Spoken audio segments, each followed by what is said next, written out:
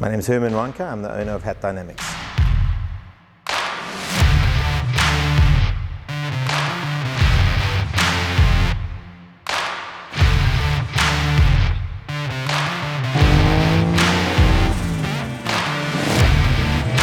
My performance journey started literally straight after school. So 1997, I left school. I went to work for a company called Owen Ashley Auto Developments at Killarney. I was an apprentice there. I did an apprentice in fitting and turning in the motor industry. So we made clutches and flywheels and things like that. And then I was always interested in the dyno, the tuning side of it. You know, we used to go back then to Jesse Huggett at Mischief Garage, and we used to watch him tuning. I always thought it was cool to tune a car, you know, like every other kid. And so yeah, when a friend of mine, Hammy Good from Mace, we wanted to start a performance division there. So I partnered him there and we started Mace Performance. I was offered a chance to go overseas to a World Rallycross race. And I solved one or two problems that they had. And they offered me to come back as a job. Sold my shares in Mace and I actually went overseas to work for a World Rallycross team. I worked there for a season and a half. And then obviously I would have been back there and HAT Dynamics wouldn't have existed if COVID didn't hit.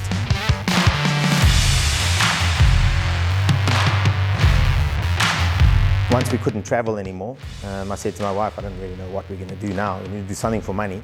So I thought of training people to work on the dyno. And yeah, we did 100 guys last year. We had 6 training modules. So the guys are hungry for knowledge, which is great. So I did some training on how to fit management systems, just on basic engines, you know, from a guy that wants to fit his own management and start the car, which is the idea of the basic course, to just a guy that's interested in cars and doesn't want the wool pulled over his eyes when he goes to the dyno. You know, he knows what lingo they're talking, learns a bit about the engine. So I started that course, and yeah, I haven't had a chance to do the intermediate and the advanced course yet, and we're going to do courses specific to specific managements and things like that, but we'll get to that.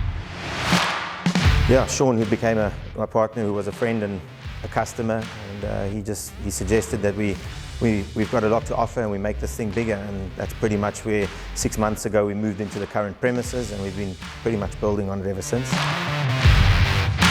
The thing with the training is, I always thought to myself, if I could just have somebody that could just help me a bit. Like when I started, there was nobody, you know, it was only me and my friends talking about what we're doing. There was nowhere to learn.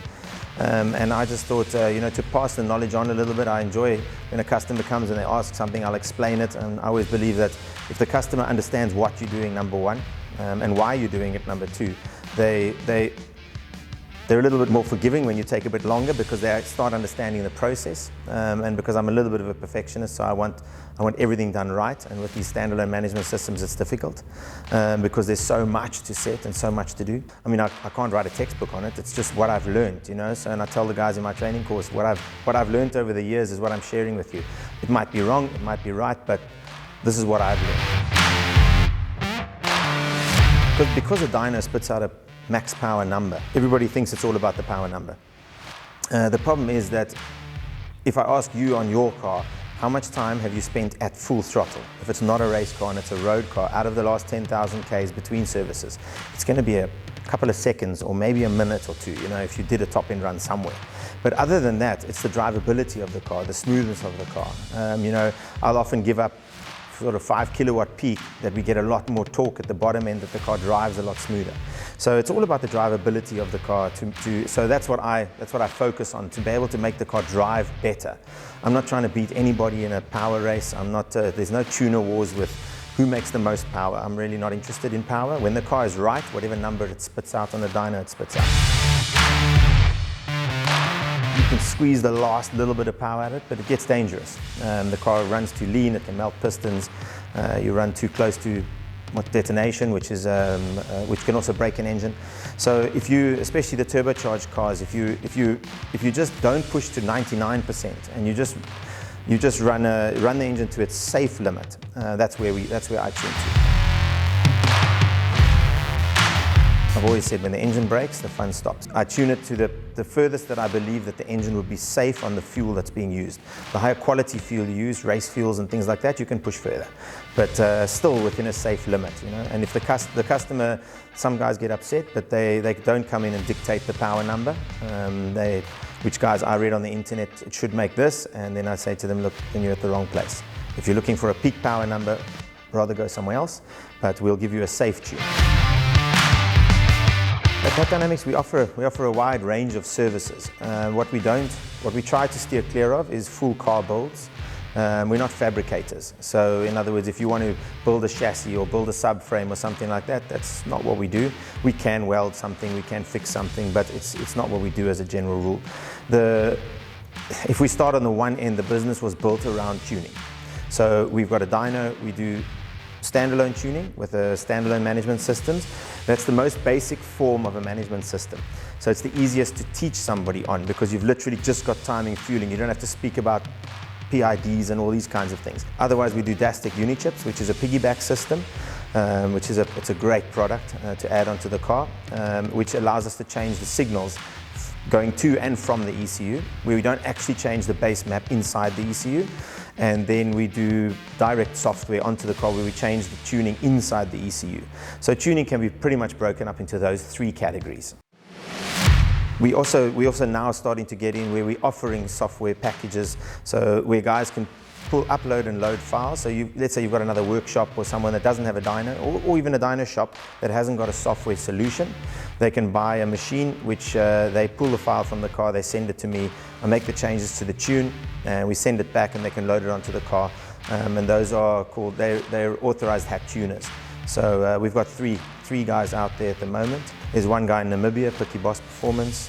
There's Corsa Tech, which is in the Cape Town area, and then there's Winelands Auto Clinic and Nice in Paarl. You have to have a supporting role to be able to do an oil change and things like that. So we've got an equipped workshop as well, where we can do servicing and repairs to cars. So we do that as well.